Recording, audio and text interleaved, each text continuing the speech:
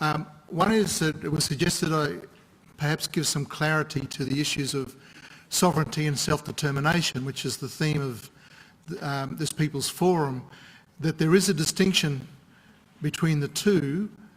However, there are also similarities between the two, and I'll see if I can describe a little bit to see if we have an understanding on this. The word sovereignty is not, or the situation of sovereignty is not necessarily a legal concept. It's more a political concept. Sovereignty is where there is no greater power or authority. So the argument, for example, that as Aboriginal peoples, Torres Strait Islander peoples, we have sovereignty, basically means we answer to no greater authority. Essentially what that means, if the Australian government passes a law that applies to us, we don't acknowledge that law. We don't acknowledge that it applies to us. Or if anybody tried to put control over us, the police or the courts, we don't acknowledge those authorities.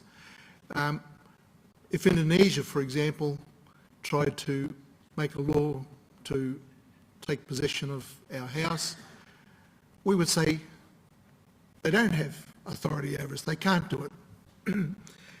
So sovereignty is really the exercise of power, and is really, in my separation of these two terms, a political state.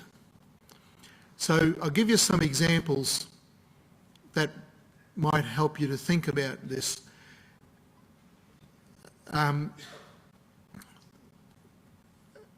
East Timor, a few years ago, became a sovereign state and is now accepted as a member of the United Nations. For many years, it tried to claim that sovereign state, and in fact, there are other parts of Indonesia, two places I'm aware of, one being West Papua or West Irian, the other one being the Moluccas, where the peoples in those locations are also claiming that they have sovereign or independent status. Well, they have at least claimed that in the past. So they've claimed sovereignty, but they don't have sovereignty because they can't exercise it. That is, Indonesia, particularly through military force, has control over those peoples. And so they could claim sovereign status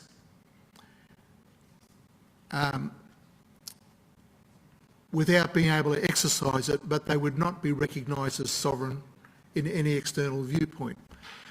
East Timor, however, managed to get the support of Australia, which said that it will recognise East Timor's independent status, and Australia then started to provide military backing to the peoples of East Timor.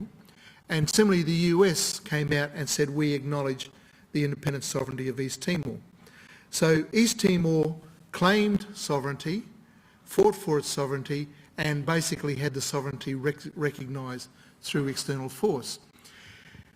On the other hand, Taiwan is not a member of the United Nations as a sovereign state, because mainland China refuses to recognise that Taiwan is independent of Chinese rule. So Taiwan, for all effects and purposes, A, it claims sovereign status, B, it for all effects and purposes operates with sovereign status, that is, it's able to operate with its own government, to trade freely as a country and so on. But it can't join the United Nations because China at every turn will block the acknowledgement by other governments of Taiwan's independent status, to the point where it's prepared to use military, or in this case naval power, to prevent any aid going to Taiwan. So this is some of the complexities about sovereignty. When do you have sovereign status, when you don't? And it's one thing to claim you have sovereignty, it's another one to have it recognised, and it's another one to exercise it, to be able to actually show that you can operate without any authority applying over you, as Taiwan does. So they're just some examples of the sovereign situation. Now, how do you get sovereignty? Well, you don't get it by necessarily going to a court. It's not like East Timor went to a court, it's not like Taiwan went to a court, and so on. So you don't get sovereignty through a legal process, it's not necessarily a legal status. It is possible now through the International Court of Justice, which has now got recognition from many governments around the world, to in fact have your sovereignty confirmed. And I think this happened recently.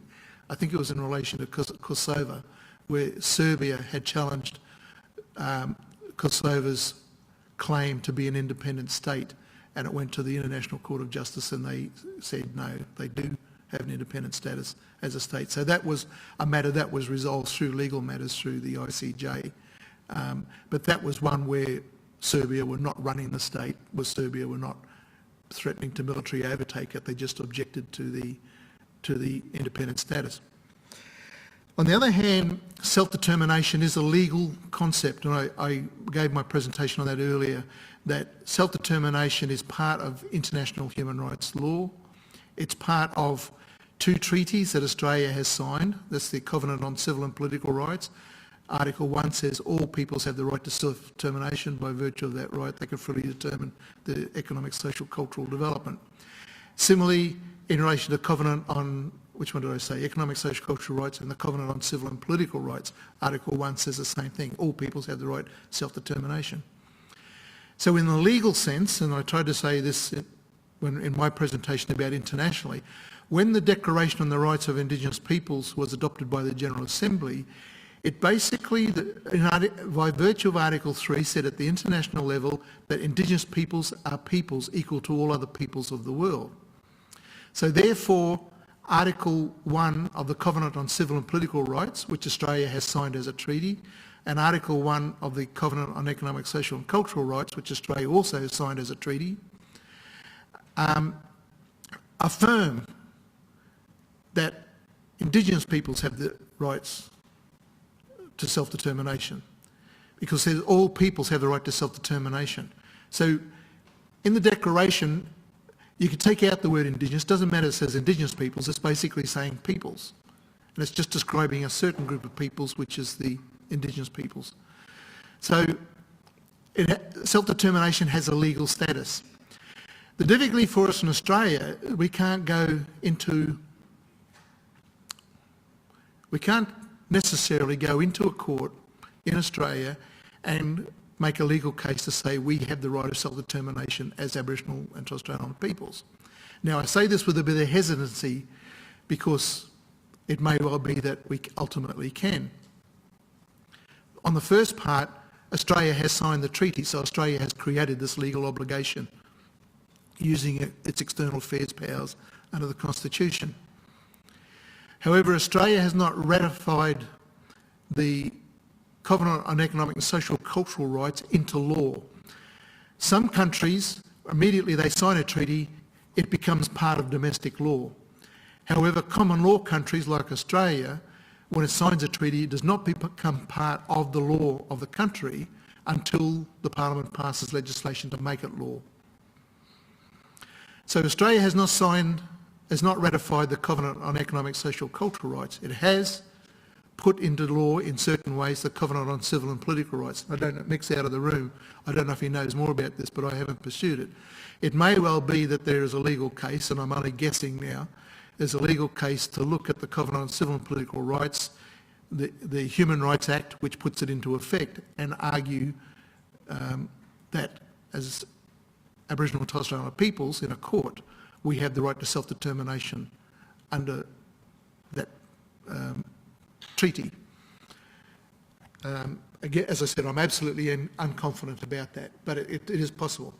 Where the biggest problem is for all Indigenous peoples around the world and for us in Australia is that if we had status to go to an international court, we could argue for our rights under international law, but we don't have status. We can only at this stage argue our case in Australian law, domestic law, unless we find somehow that our interest has relevance in another court.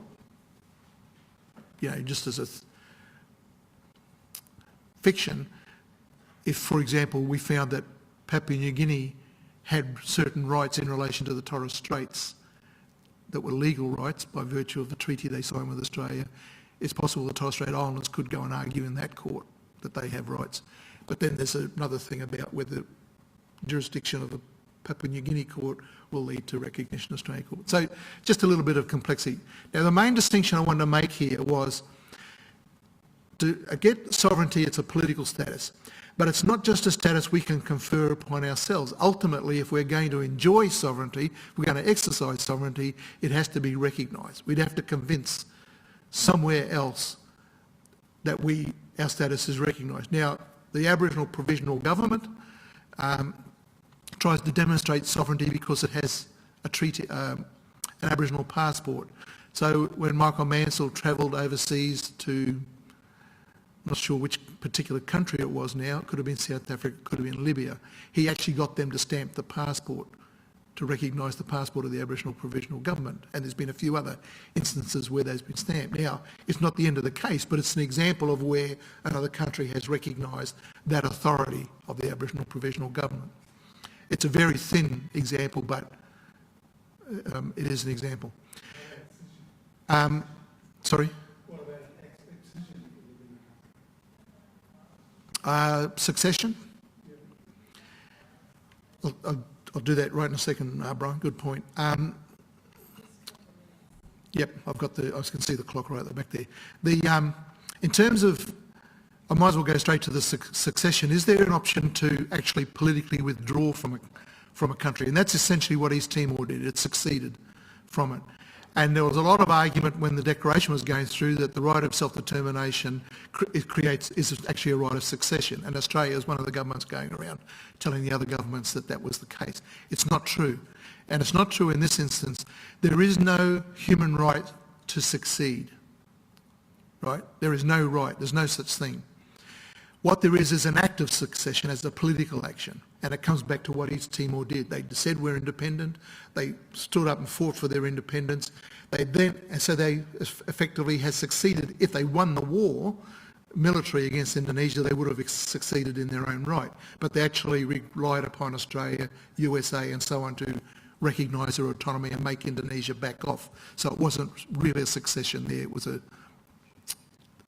It was really a claim of independence.